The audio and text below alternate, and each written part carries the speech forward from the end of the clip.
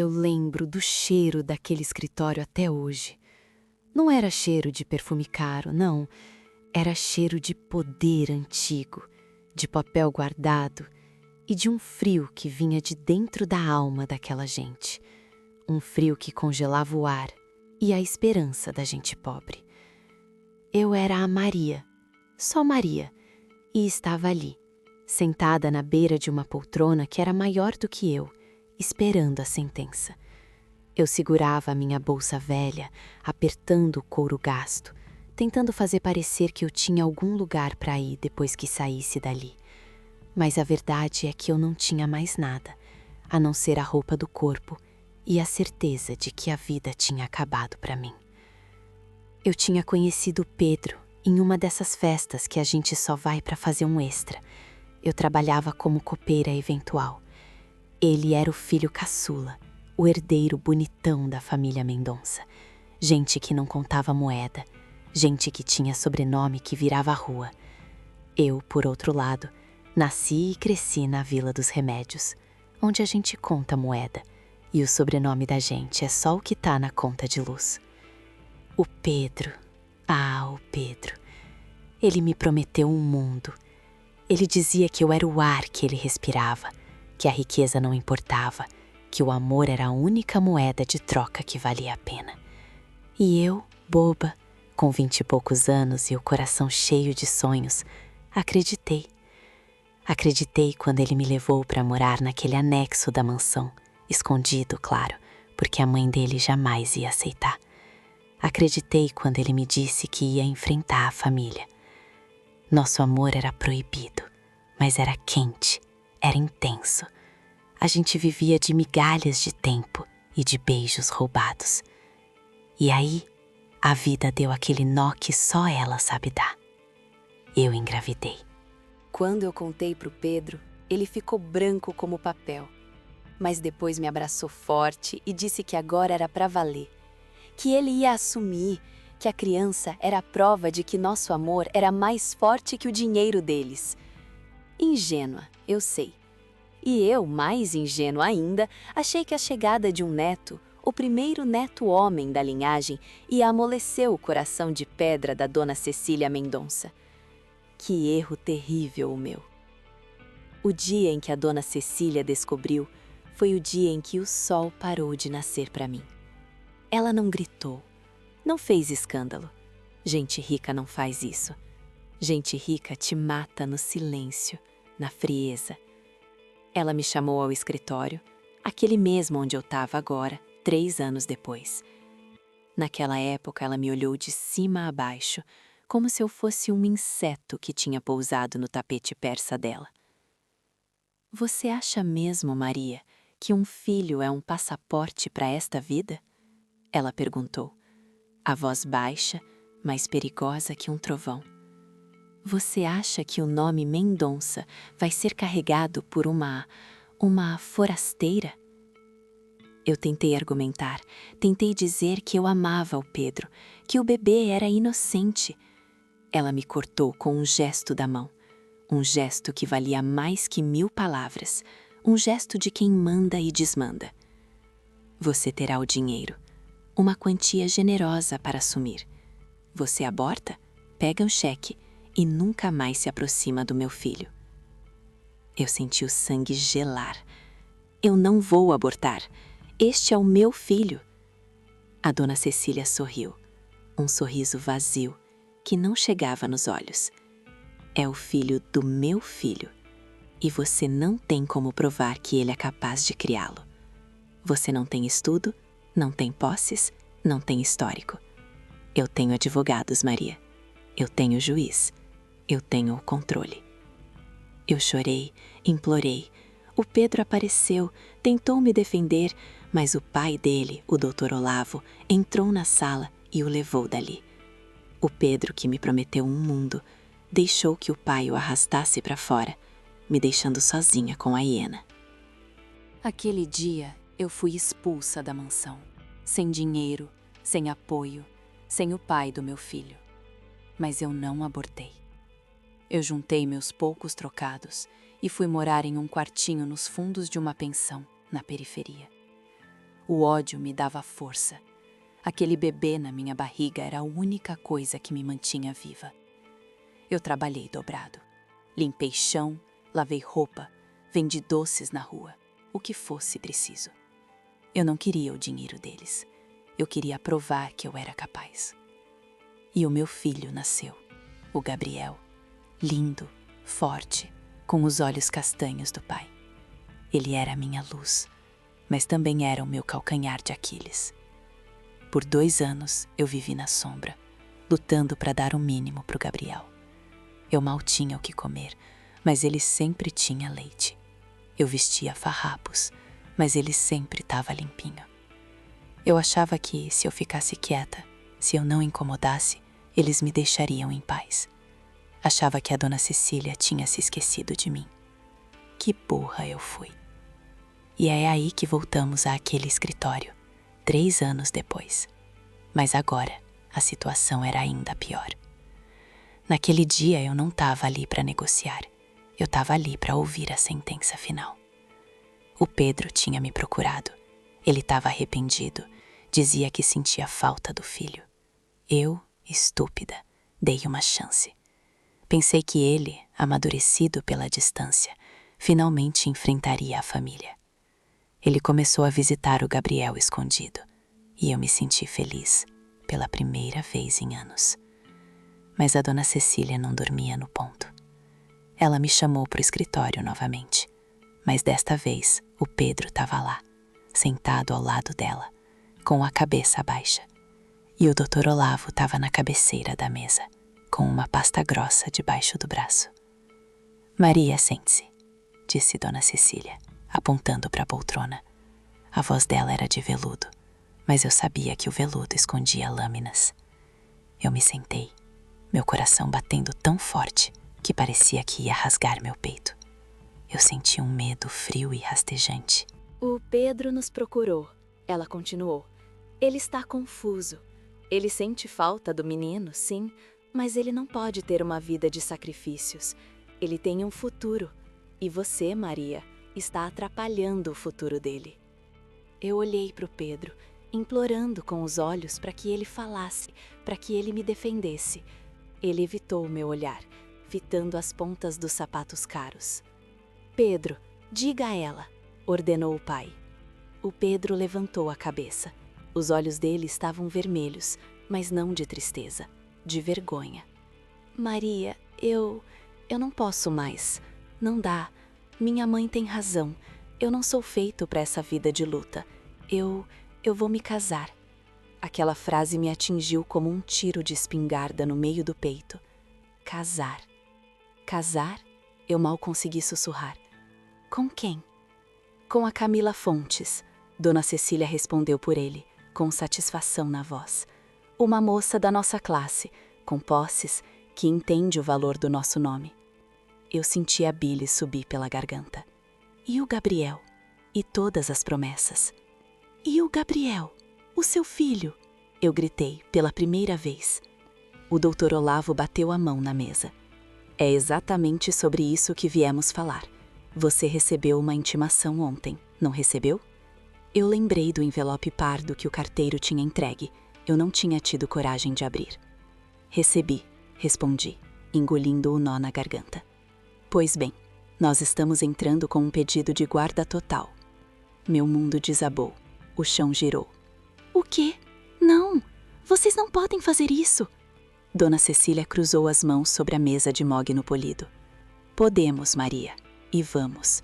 O relatório social que está nesta pasta, ela apontou para a pasta do Dr. Olavo, mostra que você mora em condições insalubres, que você tem renda instável e que, francamente, você não tem condições de educar um Mendonça. O Pedro será o pai legal, a Camila será a madrasta e o Gabriel terá o futuro que merece. Eu olhei para o Pedro novamente. Ele parecia um fantoche, sem vontade própria. Você vai deixar eles tirarem o meu filho de mim? A dor era física, rasgando cada célula do meu corpo. Ele finalmente me olhou, e o que eu vi nos olhos dele não foi arrependimento, foi alívio. Alívio por se livrar do problema que eu representava. É pro bem dele, Maria. Ele vai ter o melhor. Escola, saúde. Você não pode dar isso a ele. Naquele momento, eu soube. O amor que eu senti por ele morreu, virou cinzas frias. O que sobrou foi um buraco negro de ódio. Eu me levantei da poltrona, tremendo da cabeça aos pés. As lágrimas vieram, mas eu as segurei. Eu não ia chorar na frente daqueles abutres. Vocês não vão fazer isso. Eu sou a mãe dele.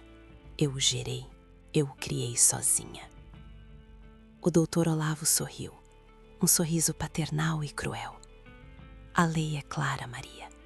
Você tem até o final do mês para assinar a desistência da guarda. Caso contrário, entraremos com o processo e faremos isso de forma dolorosa.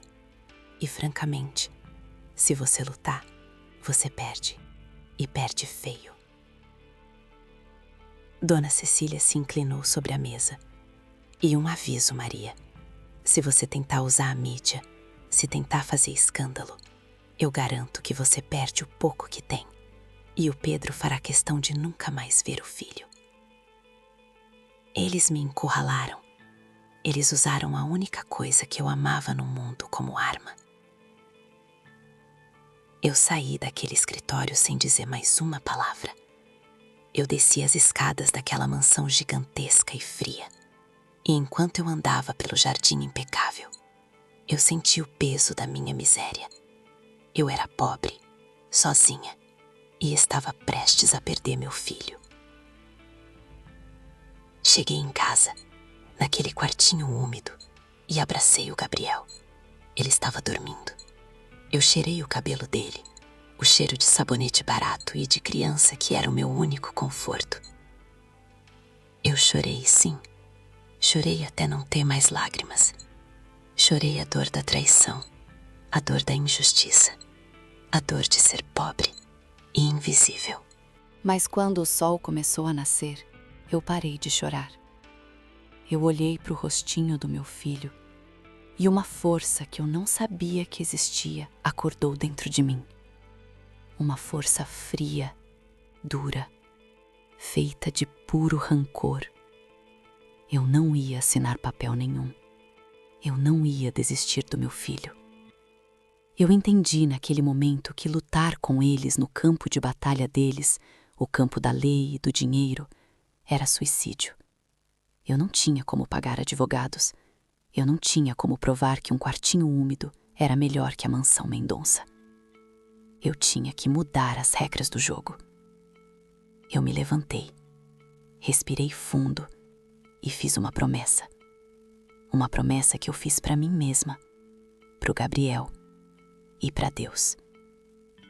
Eu olhei para o teto mofado do quartinho e disse, em voz baixa, mas com a convicção de uma profecia: eles não vão tirar você de mim, meu filho.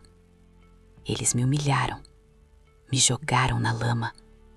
Eles me tiraram o marido, a dignidade e a paz.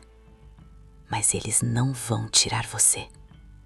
E Dona Cecília Mendonça, o Dr. Olavo e você, Pedro, vocês vão pagar. Vão pagar cada lágrima, cada noite sem sono, cada migalha que eu tive que comer. Eu não sei como, mas eu vou voltar. Eu vou ficar rica, vou ficar poderosa e vou destruir vocês. Eu vou tirar de vocês tudo o que vocês amam, exatamente como estão tentando fazer comigo. A vingança virou meu oxigênio, mas para lutar contra os Mendonça, eu precisava de tempo e de estratégia. Eu precisava de uma armadura que o dinheiro deles não pudesse furar. Eu tinha 1 mês. O primeiro passo era conseguir manter o Gabriel seguro, longe da vista deles. Mas eu não podia fugir. Fugir era dar a eles o argumento de abandono. Eu precisava de um plano que me desse tempo para crescer. Tempo para virar o jogo. Eu pensei na única pessoa no mundo que talvez pudesse me ajudar. A única pessoa que tinha me ensinado a ser forte, mesmo que de longe. A minha tia, Lúcia. Ela morava no sul do país, numa cidade pequena, longe de tudo e de todos. Ela era uma mulher de poucas palavras, mas de muita fibra. Ela tinha me ensinado a costurar quando eu era criança. Eu peguei o telefone público e liguei para ela, com as mãos tremendo. Tia Lúcia, sou eu, Maria. Eu preciso de ajuda. Eu contei a história em pedaços, engasgando nas palavras. Contei sobre o Pedro, sobre o Gabriel, sobre a intimação. Houve um longo silêncio no outro lado da linha. Eles querem tirar o meu filho, tia, e eu não tenho como lutar. A voz dela veio firme, como ferro. Venha, mas venha sozinha. Sozinha? Mas e o Gabriel? Você não pode trazê-lo para cá, Maria, não agora. Se você sumir com ele, eles ganham a guarda imediatamente, alegando sequestro. Você precisa de um álibi. Você precisa de um lugar seguro para ele, aqui, na cidade. Você precisa provar que está trabalhando para dar a ele uma vida melhor. Era um risco gigantesco. Deixar meu filho, mesmo que por um tempo, era a coisa mais difícil que eu já tinha imaginado. Quem vai cuidar dele? A Zefa. Ela é a minha vizinha de porta, de confiança. Ela tem filhos grandes e ama crianças. Ela vai cuidar dele como se fosse dela. Você vai visitá-lo, mas só quando for realmente seguro. Você vai pro sul, arruma um emprego, junta dinheiro e volta para lutar. Você precisa sumir do mapa deles por um tempo. A ideia me aterrorizou, mas a lógica da tia Lúcia era impecável. Se eu ficasse, eu perdia. Se eu fosse embora, eles podiam até ganhar a guarda temporária, mas eu teria tempo para construir minha defesa e, mais importante, construir meu futuro. Naquela noite, eu preparei o Gabriel. Fiz uma mochila com as roupas dele e alguns brinquedos. Eu não disse a ele que eu ia embora. Eu disse que ele ia passar uns dias com uma amiga, a Zefa, enquanto a mamãe ia trabalhar muito para comprar um castelo para ele. Eu dei a ele o abraço mais apertado da minha vida. Eu prometi, sussurrando no ouvido dele, que eu voltaria. Na manhã seguinte, eu deixei o Gabriel com a Zefa, uma senhora gordinha e de sorriso fácil, que me olhou com pena e compreensão. Vá, minha filha, lute, eu cuido dele. Eu dei o último beijo, senti o cheiro dele mais uma vez e saí sem olhar para trás. Se eu olhasse, eu não iria. Com o pouco dinheiro que me restava, comprei uma passagem de ônibus para o sul. 24 horas de estrada, olhando pela janela, enquanto o meu passado e o meu filho ficavam para trás. Eu não tinha mais nada a perder. Naquele ônibus, a Maria ingênua, a copeira apaixonada, morreu. Nasceu uma nova mulher, uma mulher feita de ferro e ressentimento. Quando eu cheguei na cidade da tia Lúcia, era frio e chuvoso. A cidade era pequena, pacata. Ninguém me conhecia. Eu era uma folha em branco, pronta para ser reescrita. Tia Lúcia me recebeu com um abraço seco. Ela não perguntou nada sobre o Pedro ou sobre o luxo que eu tinha deixado. Ela só me deu uma xícara de café quente e um prato de comida. "O que você sabe fazer, Maria?" Ela perguntou, direto ao ponto. Eu sei limpar, cozinhar e costurar. A tia Lúcia era costureira. Fazia roupas de festa pra gente da cidade, mas era um negócio pequeno.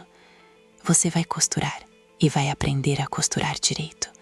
Você vai trabalhar de sol a sol e vai guardar cada centavo. Eu comecei a trabalhar no dia seguinte. Eu passava o dia na máquina de costura, cortando tecidos, aprendendo sobre modelagem e acabamento. Eu descobri que eu tinha um talento natural para aquilo. Eu era detalhista e rápida, mas o meu foco não era só o dinheiro, era o conhecimento. Eu não podia voltar para São Paulo só com um diploma de costureira. Eu precisava de algo que me colocasse no nível deles. Durante o dia, eu costurava. À noite, eu estudava. Eu peguei livros de administração de empresas e de contabilidade. Eu lia sobre o mercado financeiro, sobre investimentos. Eu ligava para a Zefa uma vez por semana. sempre de telefones diferentes, para não ser rastreada. Ela me dizia que o Gabriel estava bem, que perguntava por mim, mas estava feliz, e isso me dava a força para continuar. Os Mendonça tentaram me encontrar. Eu sabia que sim. A tia Lúcia me alertou que detetives tinham aparecido na Vila dos Remédios, perguntando por mim. Mas eu tinha sumido. Eu era um fantasma. Um dia, 3 meses depois da minha fuga, a tia Lúcia me chamou. Você está pronta para o próximo passo, Maria. Qual é o próximo passo, tia? Você tem que sair daqui. Você está boa no que faz, mas esta cidade é pequena. Você precisa de um lugar onde possa crescer de verdade, onde o seu talento valha ouro. Eu pensei em São Paulo, mas era muito cedo. Para onde eu vou? Para o Rio de Janeiro. É um mercado de moda grande, sofisticado. Eu tenho uma amiga lá, a Dalva. Ela tem uma pequena confecção de luxo, mas está precisando de ajuda com a gestão. Ela precisa de alguém com cabeça para negócios. Eu senti um frio na barriga. O Rio era grande, assustador. Mas eu não podia ter medo. O medo tinha me deixado na mão uma vez. Eu me preparei para ir. Eu tinha juntado uma pequena quantia. Não era muito, mas era o meu. Antes de ir, eu fiz uma última ligação para Zefa. Zefa, como o Gabriel está? Ele está lindo, Maria. Mas o que, Zefa? Os Mendonça vieram. Eles ganharam a guarda provisória. Eles disseram que você abandonou o menino. Eles o levaram. O mundo parou. Meu coração parou. Eles o levaram? Quando? Há 2 dias. Vieram com a polícia, com a ordem judicial. Eu não pude fazer nada. Eles disseram que você estava sumida, que não tinha como cuidar dele. Eu senti a dor mais aguda que um ser humano pode sentir. Eles tinham conseguido. Eles tinham tirado o meu filho. Eu desliguei o telefone e caí de joelhos no chão frio. Eu gritei, mas o grito não tinha som. Era um grito de dor e de fúria. Eu falhei. Eles venceram. A tia Lúcia me abraçou, me segurando enquanto eu tremia. Agora você tem um motivo de verdade, Maria. Eles tiraram o seu filho. Eu levantei a cabeça, os olhos secos de tanto chorar. Mas o que havia neles agora não era tristeza, era fogo. Eles vão se arrepender de terem nascido, tia. Eles vão se arrepender de terem tocado no meu filho. Naquele dia, eu não peguei o ônibus para o Rio de Janeiro. Eu peguei o primeiro avião. Eu precisava chegar mais rápido. Eu estava indo para o Rio, mas a minha mente estava em São Paulo. Eu estava indo construir o meu império. E a vingança seria a primeira peça da coroa. Eu não era mais a Maria, a copeira. Eu era a mãe injustiçada. E eu estava vindo buscar o que era meu e levar o que era deles. A primeira batalha estava perdida, mas a guerra estava apenas começando. E eu ia lutar com as armas que eles me ensinaram a temer. Inteligência, frieza e agora um ódio que me faria voar mais alto do que qualquer Mendonça jamais imaginou. O Rio de Janeiro me esperava e eu estava pronta para começar a escalar. A meta não era só ter dinheiro. A meta era ter tanto poder que quando eu voltasse, eles teriam que se curvar para me beijar os pés. E eu faria questão de pisar forte. Eu não ia descansar até ter o Gabriel de volta e ver a dona Cecília Mendonça implorando por clemência. Eu olhei para o céu azul, respirando o ar de uma nova vida. Meu nome agora era outro. Eu não era mais Maria. Eu era a forasteira que eles desprezaram. E agora, eu estava a caminho de me tornar a força que eles iriam temer. O jogo tinha mudado. Eu era a caça que se tornaria a caçadora, e eu estava faminta. Eu cheguei no Rio de Janeiro com a alma em frangalhos, mas com os punhos cerrados. A dor de ter perdido o Gabriel era um motor. Não era mais só vingança, era resgate. Eles tinham roubado o meu filho, e eu ia roubar a paz deles. O rio me engoliu. Era barulhento, quente, cheiroso de mar e de caos. Eu fui direto para a casa da Dalva, a tal amiga da tia Lúcia. A Dalva era uma mulher de uns 50 anos, com o cabelo tingido de vermelho e uma energia de quem não dormia há 20 anos. Ela tinha uma confecção pequena no subúrbio que fazia roupas sob medida para a alta sociedade que ia veranear em Búzios. Era um trabalho de formiguinha, mas era luxo. O tecido mais fino, o acabamento impecável. Ela me olhou, viu a minha cara de quem tinha passado por um furacão e não fez perguntas. Gente que trabalha com agulha e linha sabe que a vida da gente é feita de remendos e cortes. Você tá aqui para costurar, Maria, e costurar bem. Não quero drama, quero dedicação. Eu assenti. Drama era coisa do passado. Eu mergulhei no trabalho. Eu trabalhava na confecção de dia, cortando, costurando, aprendendo a lidar com seda pura e renda francesa. A Dalva me ensinou o valor do detalhe, o que diferenciava uma roupa de 100 de uma de 10 mil. Era o acabamento, era a história por trás, era a exclusividade. De noite, eu não parava. Eu tinha trazido comigo aqueles livros de administração que eu tinha pegado emprestado na Biblioteca do Sul. Eu lia à luz de um abajur fraco, fazendo anotações em cadernos velhos. Eu precisava entender o lado de dentro do Império Mendonça. Eles eram construtores, incorporadores. Eles faziam dinheiro com papel e tijolo. Eu precisava saber a linguagem deles. Balanço, ativo, passivo, investimento de risco. Eu decidi que a Maria tinha que morrer de vez. A Maria era a coitada que perdeu o filho por ser pobre. A mulher que ia voltar para lutar seria outra pessoa. Dalva, eu preciso de um nome de guerra. Ela me olhou por cima dos óculos, sem parar de costurar um vestido de noiva. Um nome de guerra, para quê? Pro mundo dos negócios. Maria é muito popular. Ela sorriu, um sorriso cansado. Helena. Helena é forte, nome de rainha grega. Combina com esse seu fogo. E assim nasceu a Helena. Na confecção para Dalva e para tia Lúcia eu ainda era Maria, mas pro futuro, pros bancos, pros Mendonça, eu seria Helena. Eu passei os primeiros 2 anos no Rio vivendo como uma máquina. Eu economizava cada centavo, vivendo de arroz e feijão, mas investindo em conhecimento. Eu fiz cursos online de finanças, aprendi a mexer em planilhas, a calcular margens de lucro. A Dalva, vendo meu jeito para números, me deu a chave do caixa e eu comecei a organizar a bagunça dela. Em 6 meses, eu cortei custos desnecessários, renegociei contratos com fornecedores de tecido e, o mais importante, eu convenci a Dalva a criar uma marca própria, um selo de luxo, em vez de só fazer sob medida. Dalva, o nome da senhora é conhecido, mas não é uma marca. A gente precisa de uma grife que se venda sozinha. A gente batizou a grife de essência. Era sobre a essência feminina, sobre força e elegância. E eu comecei a desenhar. Eu não era uma designer, mas eu tinha um olho apurado para o que era bonito e vendável. Eu peguei as modelagens clássicas da Dalva e dei um toque de modernidade, de ousadia.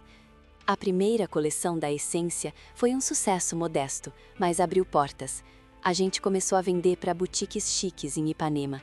O dinheiro começou a entrar e eu comecei a ter minha parte. Eu não guardava a grana embaixo do colchão.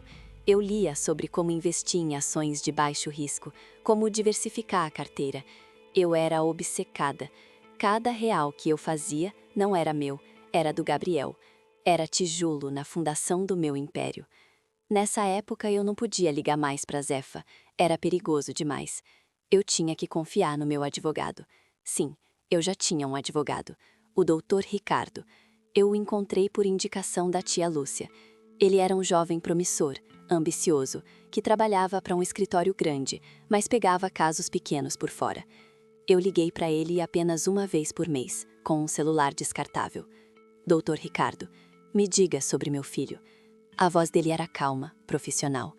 Helena, o Gabriel está bem. Ele vive na mansão dos Mendonça. Ele está sendo educado, tem aulas de inglês, natação. Eles não estão maltratando ele, se é isso que a preocupa. E essa informação me dava um alívio terrível, mas também uma raiva ainda maior. Eles estavam usando o meu filho para alimentar a vaidade deles. Eles estavam dando a ele tudo o que eu deveria dar. E o processo de guarda. Eles têm a guarda provisória, alegando abandono. A dona Cecília está sendo a figura materna. O Pedro se casou com a Camila Fontes, como previsto. Eles vivem a vida de elite. Mas o processo não está encerrado. Eles precisam da sua assinatura para finalizar a guarda permanente. E enquanto você estiver viva e sem assinar, há uma brecha. E como eu entro nessa brecha? Você entra com dinheiro e provas, Helena. Provas de que você pode oferecer o mesmo padrão de vida, ou melhor. E provas de que eles agiram de má fé, usando sua pobreza contra você. Isso leva tempo. Eu desliguei o telefone e olhei para o meu reflexo. Eu estava mais magra, mais dura. Eu já não tinha o sorriso fácil da Maria da Vila dos Remédios. Eu tinha o olhar calculista da Helena. Os anos passaram como um furacão. 4 anos do Rio de Janeiro. Eu tinha 28 anos e já não era mais a ajudante da Dalva. Eu era sócia majoritária da Essência. A Dalva, cansada, vendeu a maior parte da empresa para mim, contente em ver o negócio prosperar e ter tempo para cuidar dos netos. Eu transformei a Essência de uma confecção local para uma grife em ascensão nacional. Eu comecei a importar tecidos exclusivos, fui a feiras de moda na Europa. Eu sabia que para enfrentar os Mendonça, eu não podia ser só rica, eu tinha que ser irrepreensível. Eu me matriculei em uma faculdade particular, cursando administração de empresas à distância. Eu não precisava do diploma, mas precisava do conhecimento e do papel para calar a boca de qualquer juiz. Eu fiz tudo certo, tudo dentro da lei, tudo limpo. Eu troquei o quartinho alugado por um apartamento pequeno, mas elegante, na Zona Sul. Eu comecei a me vestir com as roupas da Essência, que eram sob medida e sofisticadas. Eu aprendi a falar com a boca pequena, a andar com postura, a usar talheres de forma correta. Eu era uma camaleoa, me adaptando ao ambiente dos abutres. Quando eu tinha 30 anos, eu fiz meu primeiro grande movimento. A Essência precisava de uma sede maior. Eu comecei a procurar imóveis comerciais em São Paulo. Sim, São Paulo. Eu precisava voltar para o território deles, mas em uma posição de força. Eu encontrei um prédio antigo, caindo aos pedaços, em uma rua nobre que estava sendo revitalizada. O preço era alto. Eu usei todas as minhas economias. Vendi ações, peguei empréstimos bancários, agora eu tinha crédito. Eu era a Helena, a empresária. E aí que a sorte, ou o destino, me deu o primeiro presente de vingança. O prédio que eu estava comprando pertencia a uma holding que estava em crise. E quem eram os principais credores dessa holding? Os Mendonça. O Dr. Olavo estava há meses tentando comprar a dívida e anexar o imóvel para um novo empreendimento. Eu descobri isso através de um contato que fiz no mercado financeiro. Era a minha chance de pisar no calo deles sem que eles soubessem quem eu era. Eu agi rápido. Usei um intermediário, um advogado de outro estado, para fazer uma oferta agressiva, pagando à vista. Eu paguei mais do que o Dr. Olavo estava disposto a pagar no momento. Quando o negócio foi fechado e a notícia correu no mercado imobiliário de São Paulo, o Dr. Olavo Mendonça ficou furioso. Eu imaginei a cena. Ele, sentado em sua poltrona de couro, descobrindo que um imóvel que ele considerava seu tinha sido arrematado por uma desconhecida, uma tal de Helena Viana. Eu adicionei o Viana, o sobrenome de solteira da minha mãe, para dar um toque de classe. O Dr. Ricardo me ligou rindo baixinho. Eles estão agitados, Helena. O Dr. Olavo ligou para o banco tentando descobrir quem é você. E o que o banco disse? Que você é uma empresária do Rio de Janeiro, do ramo da moda, e que tem crédito impecável. Eles não têm como ligar você a Maria, a copeira. Eu senti um arrepio de satisfação. O primeiro golpe. Era pequeno, um arranhão, mas era um aviso. Eu não era mais a forasteira que eles podiam expulsar. Eu era a concorrente, que pegava o que eles queriam. Com o prédio garantido, eu mudei para São Paulo. Eu precisava estar perto do Gabriel. A tia Lúcia me deu a bênção. A Dalva chorou de orgulho. Eu deixei a Dalva como gerente da confecção no Rio e eu me estabeleci na capital paulista, na Boca do Lobo. A minha nova sede era um palácio de vidro e aço que eu reformei com o dinheiro que eu tinha feito. A Essência virou sinônimo de poder silencioso. Minhas clientes eram as esposas de políticos, as socialites, as advogadas de renome. Eu estava construindo minha rede de contatos. Eu não procurava a amizade, Eu procurava informação e poder. Eu ouvia as fofocas, sabia quem estava em dívida, quem estava traindo quem estava subindo e quem estava caindo. E eu guardava tudo. O conhecimento era minha munição. O Gabriel. Essa era a ferida aberta que nunca cicatrizava. Eu sabia que ele estava na escola particular mais cara de São Paulo. Eu sabia a rotina dele. Eu sabia que ele tinha 6 anos, que gostava de dinossauros e que estava com os olhos do pai, mas a minha teimosia no queixo. Eu precisava vê-lo. Eu não podia simplesmente aparecer na porta da mansão Mendonça. Isso seria suicídio legal.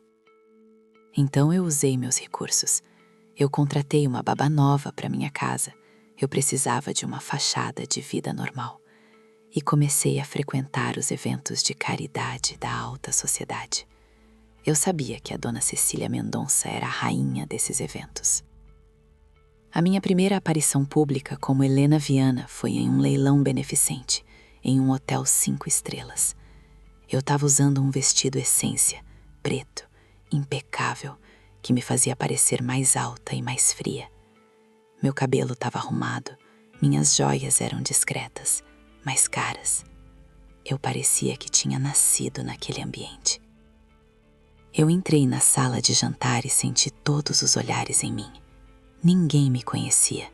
Eu era a novidade, a empresária do Rio que tinha roubado o negócio do Olavo Mendonça. Eles estavam lá, na mesa principal. O Dr. Olavo, a dona Cecília, o Pedro e a Camila, a nova esposa. Eu respirei fundo. Meu coração disparou, mas eu mantive a expressão de tédio elegante. Eu era Helena, não Maria. A dona Cecília. Ela não tinha mudado nada. A mesma postura rígida, o mesmo cabelo perfeitamente arrumado, os mesmos olhos de gelo. Eu caminhei com calma até a minha mesa, que ficava estrategicamente perto da mesa deles. Eu não olhei para eles. Eu fingi que eles não existiam. Mas eu senti o olhar da dona Cecília me perfurando. Ela estava curiosa. Quem era aquela mulher? Durante o jantar eu ouvi a conversa deles. Falavam sobre viagens, sobre o mercado, sobre o último escândalo político. O Pedro estava mais gordo, mais apagado. Ele parecia infeliz, um boneco de luxo nas mãos da mãe e da esposa. A Camila era bonita, mas tinha o mesmo sorriso falso da sogra. Em um momento, a dona Cecília se levantou para ir ao toalete. Eu a esperei passar pela minha mesa. Quando ela passou, eu levantei o copo de água e, sem querer, derramei uma gota na barra do vestido dela. "Oh, me desculpe", eu disse, a voz cheia de falsa preocupação. "Por favor, me perdoe."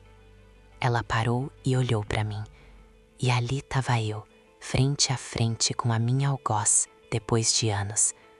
O olhar dela varreu meu rosto, procurando algum traço de familiaridade, mas eu tinha mudado demais. Os anos de dor tinham reescrito meu rosto, e a maquiagem e a pose ajudavam a esconder a Maria. "Não foi nada", ela disse, seca. "Eu sou Helena Viana." Eu estendi a mão, o aperto firme, como se eu fosse um tubarão. Ela hesitou por um segundo, mas a etiqueta mandava ela apertar a mão. "Cecília Mendonça." "Ah, a senhora é a esposa do Dr. Olavo, não é? Ouvi falar muito bem dele no mercado imobiliário. Uma pena que ele perdeu o prédio da Alameda." Eu soltei a bomba com um sorriso doce. O olho dela se estreitou. Ela tinha entendido. "A senhora é a nova proprietária?" "Sim." "Um excelente investimento, não acha? Eu tenho muito faro para bons negócios." A dona Cecília era esperta. Ela sentiu o cheiro de concorrência, de ameaça. O ramo da moda é volátil, senhora Viana. E o ramo da construção, dona Cecília, é lento. Eu gosto de velocidade e eu sempre consigo o que eu quero. Eu não disse mais nada, apenas sorri e a deixei ir. Quando ela voltou para a mesa, eu vi que ela cochichou algo no ouvido do Olavo. O Olavo virou a cabeça e me encarou. Eu levantei a taça de champanhe e fiz um brinde silencioso. A vingança estava servida, na forma de um vestido de seda e um aperto de mão firme. Mas o meu foco não era o jogo de negócios, era o meu filho. Na semana seguinte, eu fiz o meu movimento. Eu descobri o dia e a hora que o Gabriel tinha aula de natação no clube. Eu não era sócia, eu não podia entrar, mas eu tinha dinheiro agora. Eu contratei uma agência de eventos e organizei uma falsa festa de lançamento de coleção no salão de festas do hotel vizinho ao clube. Meu objetivo não era a festa, era o estacionamento. Eu me vesti de forma casual, mas elegante.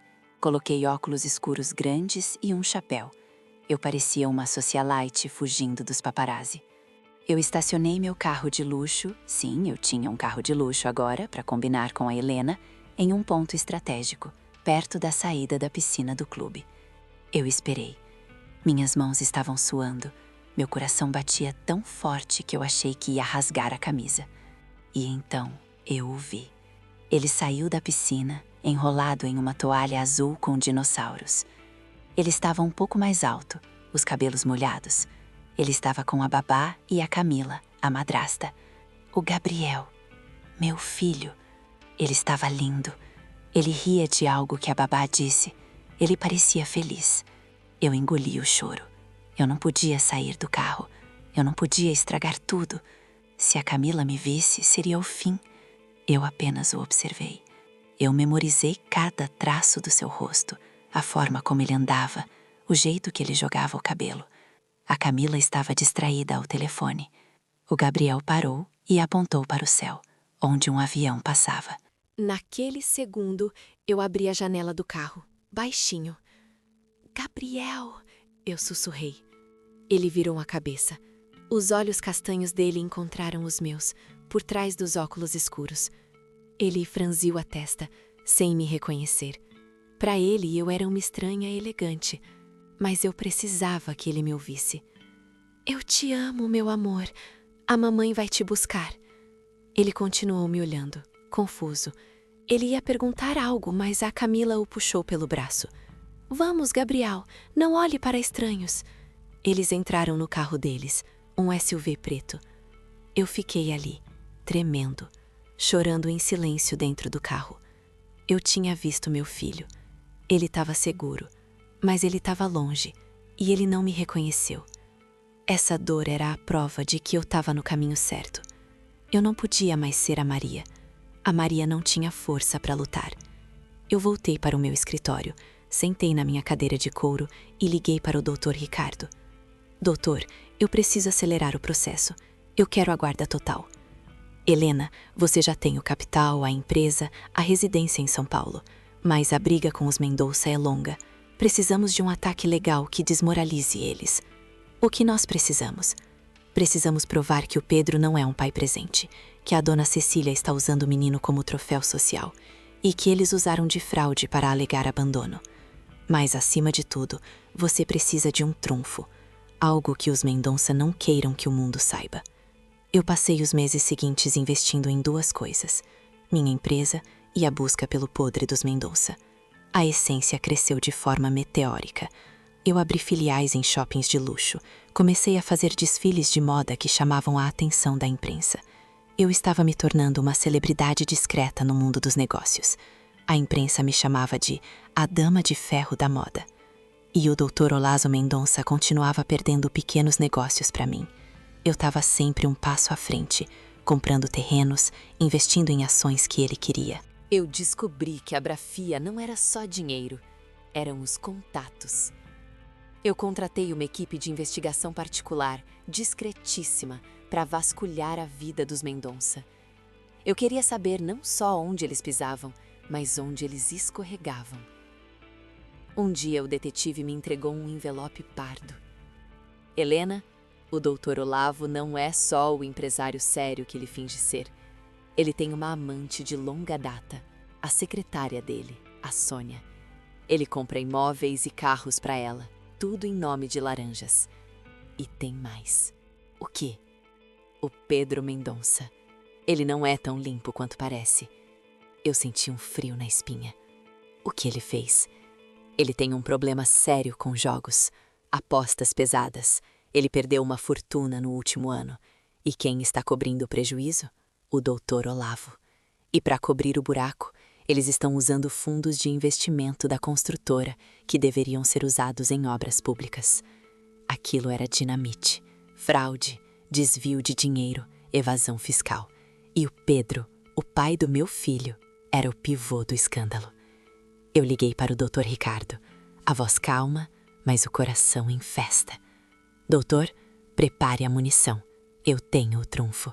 Vamos provar que os Mendonça não têm moral para cuidar de uma criança e vamos destruir o império deles no processo. Eu estava pronta para o confronto final. Eu não era mais a Maria, nem só a Helena. Eu era a justiça em pessoa. Eu tinha demorado anos, mas agora eu tinha a armadura, as armas e, o mais importante, a estratégia. Eu mandei a primeira intimação. Não era sobre o Gabriel, ainda. Era sobre a construtora. Uma denúncia anônima sobre irregularidades financeiras. O Dr. Olavo e Dona Cecília receberam a intimação e o mundo deles começou a tremer. Eles não sabiam quem estava os atacando, mas sabiam que era alguém poderoso. Eu sentei na minha sala, com vista para a cidade de São Paulo, e sorri. O jogo tinha virado. A caçadora estava de volta. E o cheiro de poder que eu sentia agora não era de papel guardado e frio de alma. Era cheiro de vitória e de vingança. O palco estava montado para o grande acerto de contas. E eu faria questão de que a plateia fosse o Brasil inteiro. Eu ia tirar o meu filho de volta. E eu ia garantir que os Mendonça perdessem mais do que apenas a guarda de uma criança. Eles perderiam o nome, a honra e o império. Eles tinham me ensinado a ser cruel, e eu era uma aluna dedicada. O meu ataque inicial foi como um tiro de advertência, uma denúncia anônima sobre as contas da construtora Mendonça. O Dr. Olavo, acostumado a operar na sombra, entrou em pânico. Ele passou a semana ligando para advogados, tentando abafar o fogo. Ele estava tão ocupado tapando o buraco financeiro que mal percebeu que a verdadeira bomba estava a caminho. Eu esperei o momento certo. No auge da confusão deles, quando a Receita Federal e o Ministério Público já estavam farejando a construtora, eu mandei o Dr. Ricardo entrar com o pedido de reversão da guarda. A petição era um tapa na cara. Não falava sobre a minha pobreza antiga, falava sobre a riqueza suja deles. Citava o uso de fundos de investimento para cobrir dívidas de jogo do Pedro. Citava a má-fé da Dona Cecília a usar a influência política para obter a guarda provisória, alegando abandono inexistente. E, claro, insinuava que o Dr. Olavo não tinha a moral ilibada necessária para educar uma criança, citando a amante e os imóveis em nome de terceiros.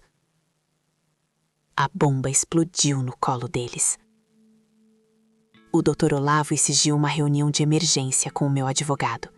Ele queria saber quem era Helena Viana, a empresária que estava atacando o Império Mendonça na justiça e no mercado imobiliário. O Dr. Ricardo me ligou, rindo, mas sério. Eles estão desesperados, Helena. Eles querem negociar. Eles ainda não ligaram os pontos.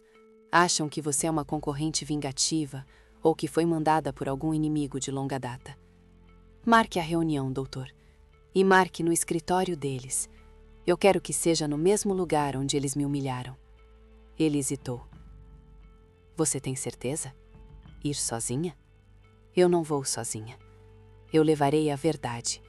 E a verdade é o meu exército. O dia da reunião chegou. Eu me vesti com uma roupa essência que custava mais do que o salário anual da Maria de 6 anos atrás. Um tailleur cinza chumbo impecável, com sapatos de salto-agulha que faziam um barulho seco e autoritário no mármore. Eu estava com o cabelo perfeitamente liso, maquiagem fria. Eu era a Helena, a Dama de Ferro. Cheguei à mansão Mendonça, a mesma mansão, o mesmo jardim impecável. O motorista deles abriu a porta para mim, sem me reconhecer, Eu subi a escadaria com a cabeça erguida. Entrei naquele escritório que cheirava a poder antigo. O Dr. Ricardo já estava lá, sentado na poltrona que antes era a cabeceira da mesa. Os Mendonça estavam reunidos, tensos.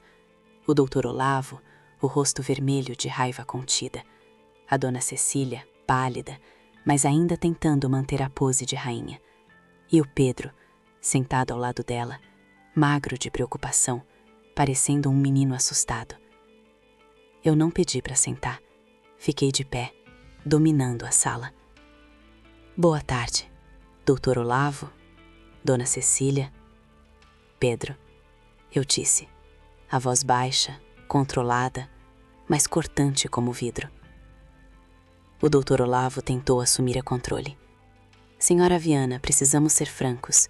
Esse ataque à nossa construtora é infundado e será resolvido.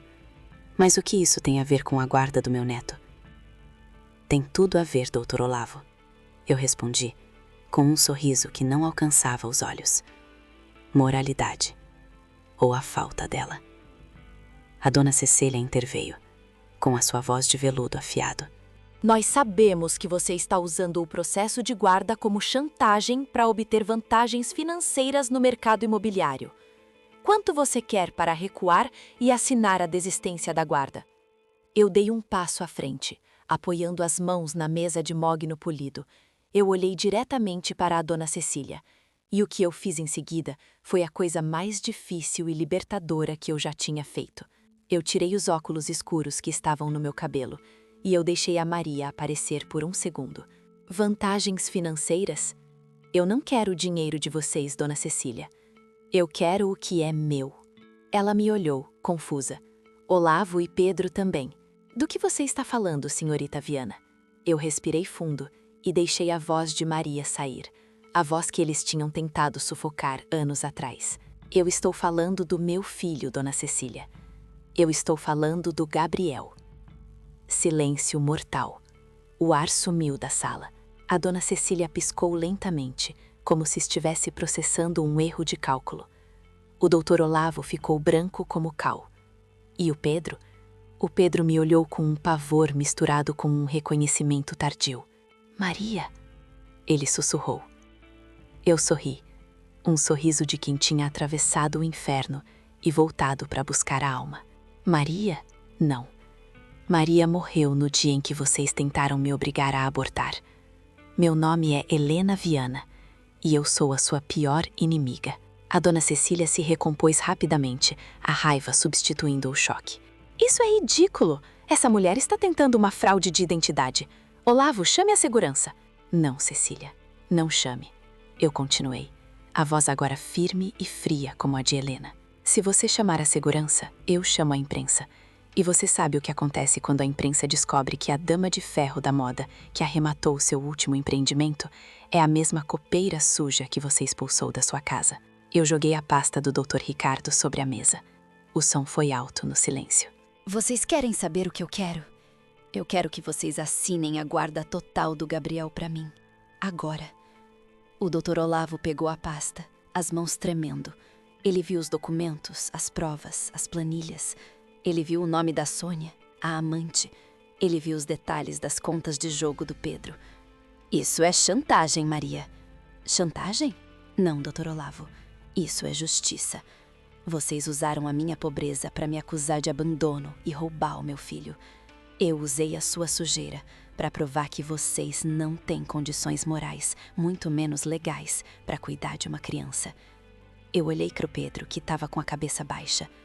Você, Pedro, que me prometeu um mundo e me deixou ser arrastada para fora. Você tem dívidas que nem o seu pai consegue mais cobrir. Você perdeu no jogo mais dinheiro do que o Gabriel vai ver em toda a vida. Você vai ter que escolher. Ou você assume a guarda e eu detono publicamente sua vida financeira. Ou você assina a desistência e eu dou um jeito de postergar sua falência. Ele levantou a cabeça, os olhos cheios de lágrimas de covardia. Eu não posso ir para a cadeia, Maria. Meu pai... O seu pai já tem problemas suficientes, Pedro. A denúncia anônima que ele está tentando abafar fui eu quem mandou. E se vocês não assinarem a guarda, Amanhã o Ministério Público recebe a papelada completa sobre a fraude e a evasão fiscal. E aí, meu caro, o escândalo da construtora Mendonça vai ser manchete no país inteiro. A dona Cecília, a mais forte deles, finalmente quebrou. Não pela moral, mas pelo nome. Ela viu o império desmoronar. Você não faria isso. O nome Mendonça vale mais do que o seu rancor. Não vale. Eu me inclinei sobre a mesa, os olhos nos olhos dela. Seu rancor me custou 6 anos de vida do meu filho. O meu rancor vai custar a sua reputação, a sua liberdade e o seu nome. E acredite, dona Cecília, eu não tenho mais nada a perder. Eu vou até o fim. Ela olhou para o marido, que estava em choque. Olhou para o filho, que estava chorando em silêncio. Eles estavam encurralados. O que você quer, exatamente? Perguntou Olavo, a voz rouca. Eu quero a guarda total e irrevogável do Gabriel, com a garantia de que vocês nunca mais se aproximarão dele. E em troca, eu dou a vocês um dia. Um dia para resolver a situação da construtora, sem que a imprensa receba as provas da fraude. Um dia? É impossível, gritou Olavo. É pegar ou largar. E eu garanto, doutor, se vocês não assinarem, eu vou garantir que vocês caiam do cavalo de forma tão espetacular que o nome Mendonça será sinônimo de podridão. O doutor Olavo olhou para a esposa. A dona Cecília fechou os olhos, respirou fundo e sussurrou. Assine, Olavo, assine. Foi a maior vitória da minha vida. Eles assinaram. Pedro assinou. Olavo assinou. A dona Cecília assinou, a caneta arranhando o papel, como se estivesse assinando a própria sentença. O doutor Ricardo pegou os documentos com um sorriso discreto. Os termos estão claros. A guarda é revertida imediatamente. Eu não perdi mais tempo. Agora, onde está o meu filho? A dona Cecília apontou para o andar de cima, sem me olhar. Ele está no quarto, com a babá. Eu não disse adeus, não disse obrigado. Eu me virei e saí daquela sala, sentindo o peso do ódio deles nas minhas costas, mas carregando a leveza da vitória. Subi as escadas, apressada. O quarto do Gabriel era enorme, cheio de brinquedos caros. Ele estava sentado no chão, montando um castelo de Lego. A babá, uma moça jovem, me olhou confusa. Eu tirei o chapéu e os óculos. Eu sou a mãe do Gabriel. Eu vim buscá-lo. A babá tentou protestar, mas eu mostrei os papéis assinados. A ordem judicial que o doutor Ricardo havia providenciado para ser liberada imediatamente após a assinatura.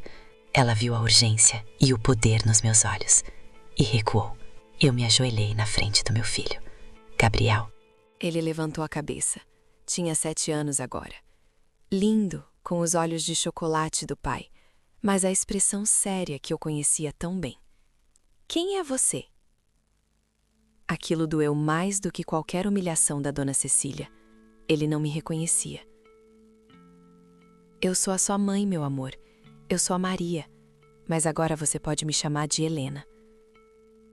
Ele me olhou, confuso, depois olhou para a babá. É verdade? Sim, meu querido, é verdade. Eu estendi a mão. Eu vim te buscar. Nós vamos para casa, pro nosso castelo.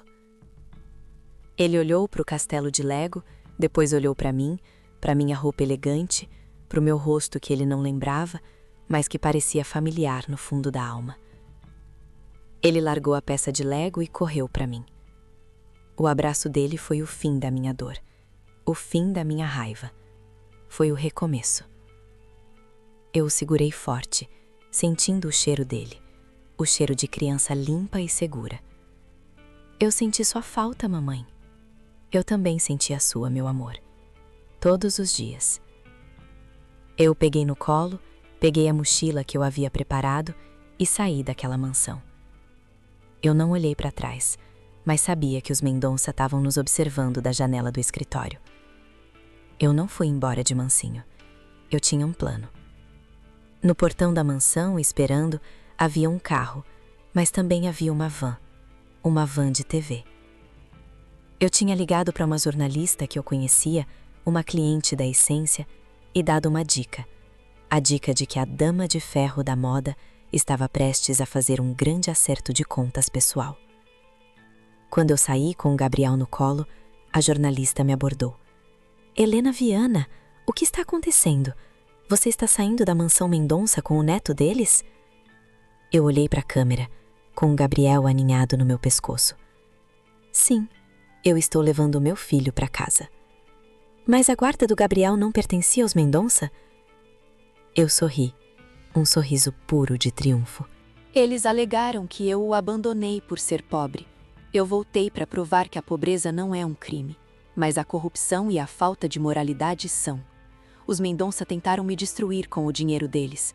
Eu usei a minha inteligência e a minha força para mostrar que o império deles é feito de papelão. Eu olhei diretamente para a câmera, sabendo que a dona Cecília estaria assistindo. Este é o fim da Maria ingênua. E este é o começo da nossa nova vida. Eu não vou mais me calar. E eu garanto que os Mendonça terão muito que explicar sobre como usaram o dinheiro público para cobrir dívidas de jogo. Naquela noite, a notícia explodiu. A história da Maria, a copeira que virou a poderosa Helena Viana e que voltou para buscar o filho e derrubar o império da família mais tradicional de São Paulo, virou um escândalo nacional. O Olavo e o Pedro foram arrastados para a lama. As denúncias de fraude que eu tinha em mãos foram o golpe final. A construtora Mendonça desmoronou em semanas. Eles perderam contratos, foram investigados e viram a fortuna da família virar pó. O Pedro e a Camila se separaram em meio ao caos. Ele perdeu o status, a esposa e, mais importante, o respeito. Ele me procurou uma vez, implorando por ajuda. Eu o recebi no meu escritório, aquele palácio de vidro e aço que eu tinha construído. Você me pediu ajuda, eu perguntei, sentada na minha poltrona. Maria, por favor, eu estou falido. Você não é o meu problema, Pedro. Você deixou que eles me tirassem o nosso filho. Você escolheu o dinheiro deles. Agora viva com as consequências da sua escolha. Eu não senti mais nada por ele. Nem ódio, nem amor. Apenas indiferença. A dona Cecília e o Dr. Olavo perderam a mansão. Perderam o prestígio. Eles se mudaram para um apartamento pequeno, vivendo com o resto de dinheiro que conseguiram salvar. Eu não os mandei para a cadeia. A ruína pública e financeira era uma prisão muito mais dolorosa para eles. A vingança estava completa. Mas a melhor parte da minha vida não era a vingança. Era o Gabriel. Ele demorou um pouco para se acostumar com a ideia de que eu era a mãe que ele mal lembrava. Mas eu fui paciente.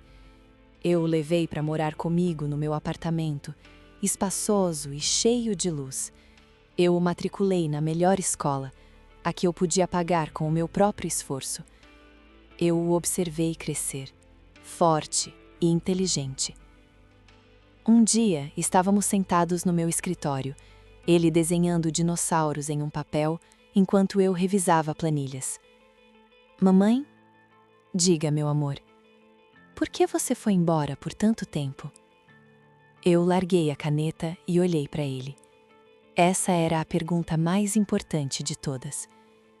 Eu não fui embora, Gabriel. Eu fui lutar.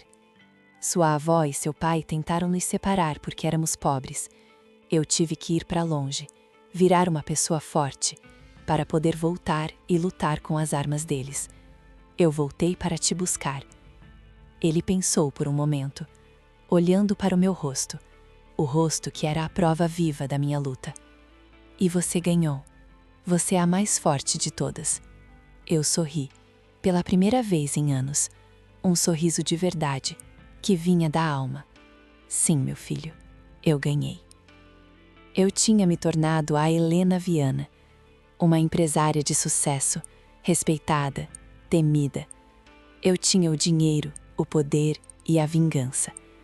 Mas, no final das contas, eu era apenas a Maria, a mãe que faria qualquer coisa para ter seu filho de volta. E ali, abraçada ao meu Gabriel, olhando para a cidade que eu tinha conquistado, eu soube que a minha nova vida não era feita de ressentimento, mas de futuro. O passado tinha me dado a força, o futuro me dava a paz, e a gente, eu e meu filho, iríamos construir o nosso castelo, tijolo por tijolo, sem precisar do nome Mendonça para nada. A vida, finalmente, tinha me dado a justiça, e ela era doce, como o abraço do meu filho.